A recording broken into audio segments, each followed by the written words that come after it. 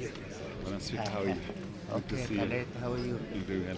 Our hope that this gesture will actively demonstrate our commitment to be our brother and sister's keeper.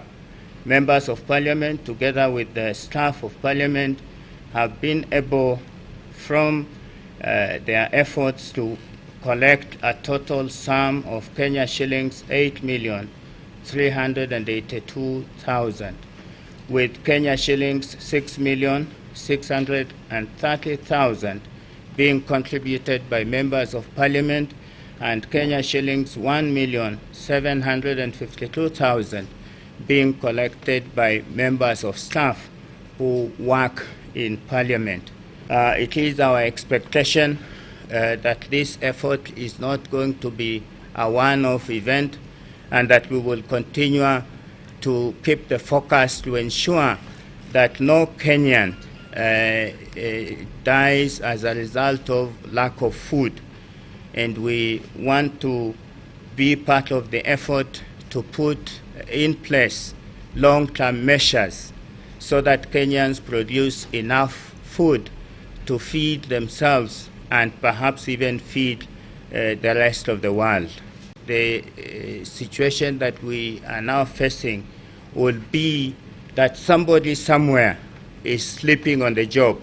So we want to appeal to all of us to wake up from whatever positions we serve and put our hands on and ensure that we produce adequate food. Early this year in January, Kenya Red Cross did launch an appeal called Early Response, Early Recovery. What we were then telling Kenyans was to avoid getting into a situation where what we are seeing now. And the entire international community, I think, set back. And although the government did quite a bit on their own, my humble request then was, could we have launched this national disaster as early as January this year? Because already we were water trucking, animals were dying, people were in food deficit, pasture was a problem. So it was something that could have been avoided to a large extent. And I think the government, to their credit, did in the best of their ability what they could do. But sometimes I think the whole issue of coordination and how we respond.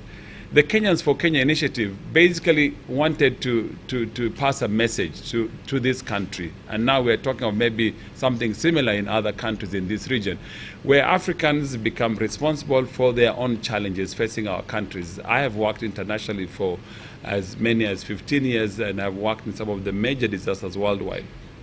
Solutions can be found in our countries, as you rightly said, Honorable Speaker. Today, as a nation, we are not self-sufficient in food because we can't even produce enough seeds in our own country. And I think the challenge is, are we able to really then get into massive seed production? Kenya Seed alone doesn't have the capacity. Today, even when I buy seeds, and some of you honorable members here can stand witness to me, whether it's Charles Kilonzo or Honorable Musila or others, Gideon Ndambuki, where we've bought seeds in the past, and with meteorological department telling us there's going to be good rains, when you give seed to some farmers, they're able to turn into major harvest. We can do something ourselves. And the food that we've been buying with this money, so far we have taken 300 metric tons of Unimix, which is fortified, nutritious, high quality food that has gone to 150 tons have gone to the Greater Turkana, the three major constituencies. Initially too, also we have agreed the part of the money that will remain, we want to at least select 1 or 2 districts where we're going to do a major intervention with water and maybe food security issues, so that some of these communities, with 1 billion we cannot cover the entire country, but if we can say Turkana North or Turkana Central or any other district that we will choose, we can have one project with good water project, whether it's a major earth dam or whether it is many boreholes that can do drip irrigation. We give seeds and agricultural implements so that they can at least farm, that we can say out of these Kenyans for Kenya 2011, at least there are 2 or 3 areas where those communities we can be certain that come next drought, they would be not going back to being food insecure than they have been so far. Okay, here you are. Asante sana. God bless you. Thank you very much.